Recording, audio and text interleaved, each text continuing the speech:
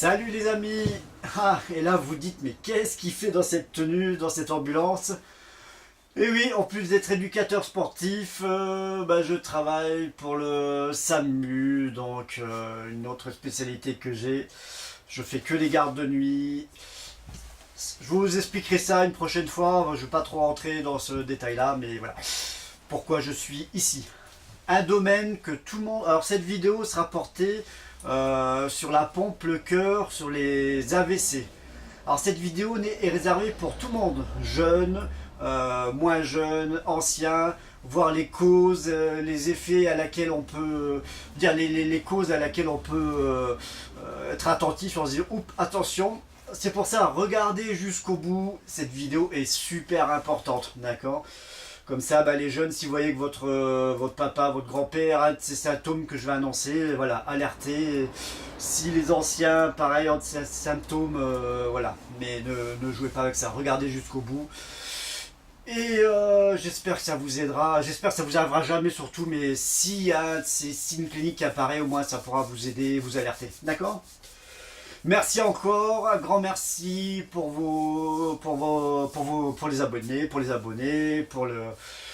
vos vues. Je me répète, ça marche de mieux en mieux. Merci encore. Et si cette vidéo vous a plu, on fera sur d'autres organes nobles, je rentrerai un peu plus dans les détails. Même si là je vais au plus rapide, parce qu'il y a tellement à dire. Voilà, si vous avez des questions, je pourrais vous apporter un peu plus d'informations sur ça. Voilà, sur ce, merci encore et à très bientôt. Ciao les amis, et restez jusqu'à la fin.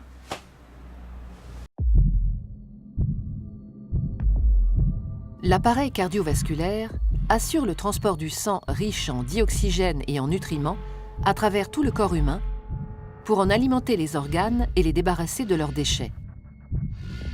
Il se compose de 3 grands types de vaisseaux sanguins qui forment un système clos.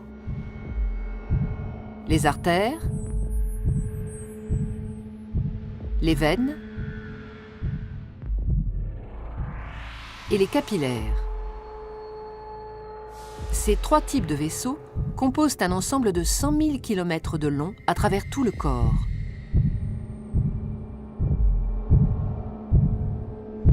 Une artère transporte le sang du cœur vers les organes. Les veines, à l'inverse, le transportent des organes vers le cœur. L'artère est donc un vaisseau partant du cœur. La veine, un vaisseau arrivant au cœur.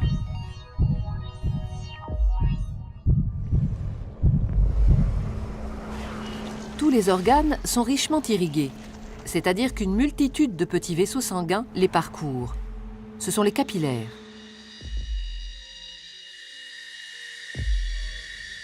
Les capillaires relient entre elles artères et veines dans les organes.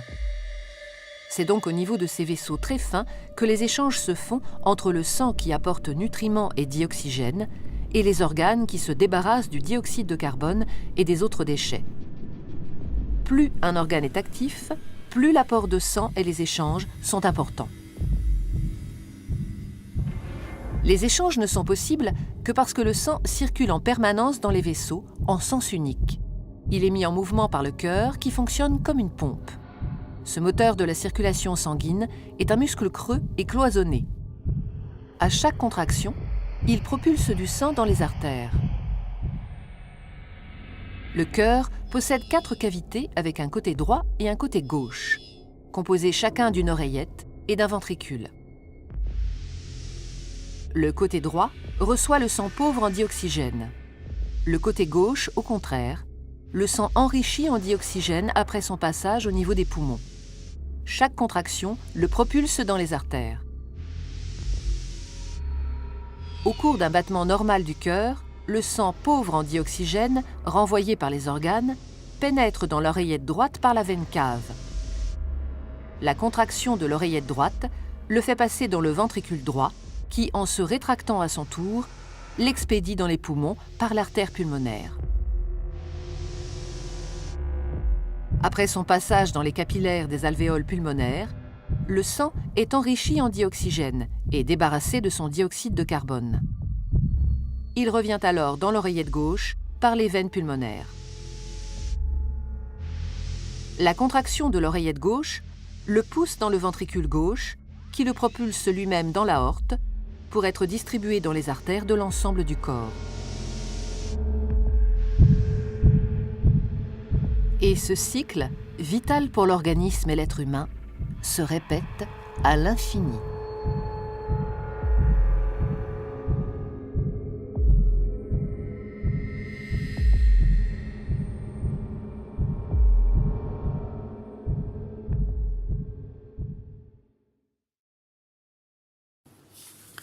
Le risque cardiovasculaire et ses facteurs. La probabilité de développer une maladie ou un accident cardiovasculaire résultant de l'obstruction des artères est appelé risque cardiovasculaire. Voilà. Ce dernier est lié à l'existence de plusieurs facteurs qui peuvent être supprimés. Il est important de connaître bien sûr son risque pour agir. Alors qu'est-ce qu'on appelle, qu'appelle-t-on risque cardiovasculaire? Alors les risques et la probabilité de survenue d'une maladie ou d'un accident cardiovasculaire. Donc c'est une maladie du cœur et des artères. Et elle résulte du dépôt de graisse sur les parois des artères. Ça forme des plaques et après bien sûr ça gêne la circulation du sang. Voilà.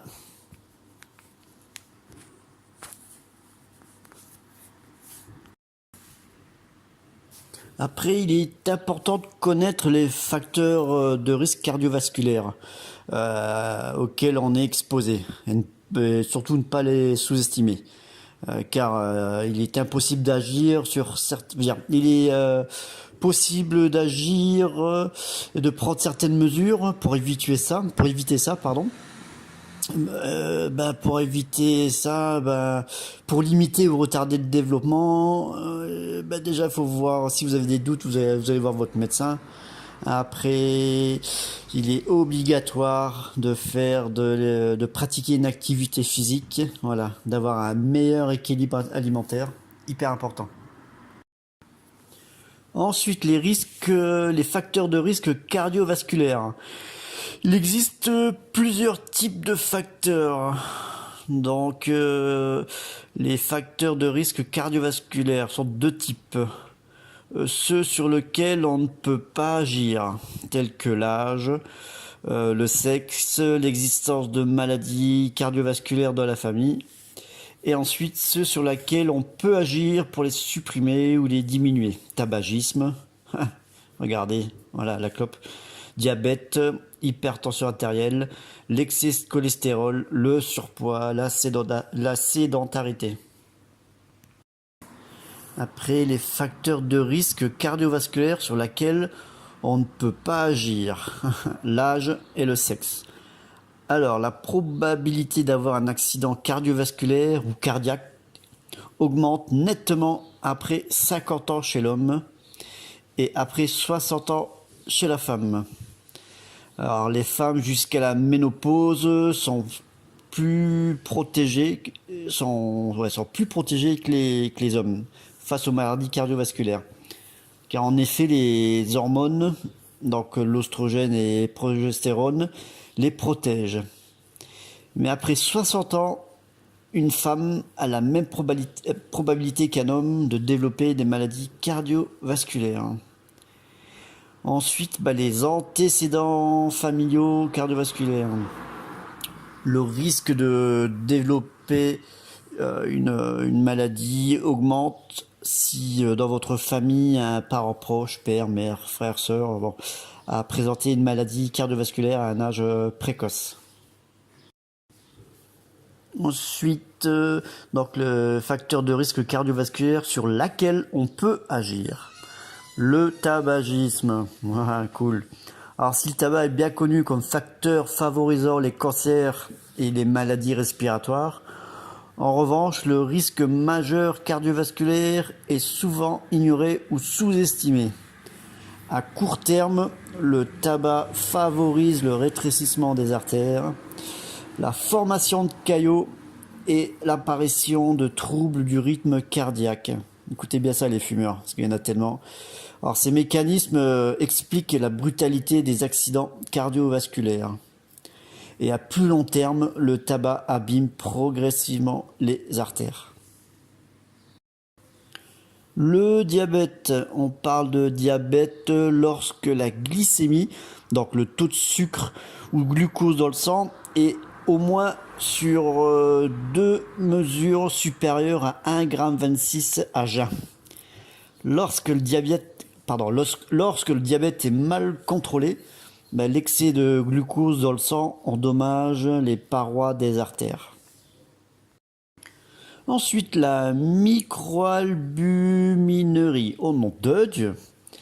C'est des traces d'albumine dans les urines. Alors je passe vite fait, je ne vais pas trop rentrer dans les détails sur tout ça.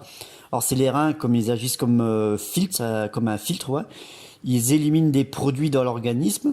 Et alors chez les personnes diabétiques, les reins doivent travailler davantage afin d'éliminer l'excès de sucre dans le sang et peuvent ainsi se détériorer prématurément. Donc la présence de traces d'albumine dans les urines témoigne d'une atteinte possible des reins. C'est aussi un facteur de risque cardiovasculaire. Alors je ne m'attarderai pas trop là-dessus parce que c'est assez complexe là.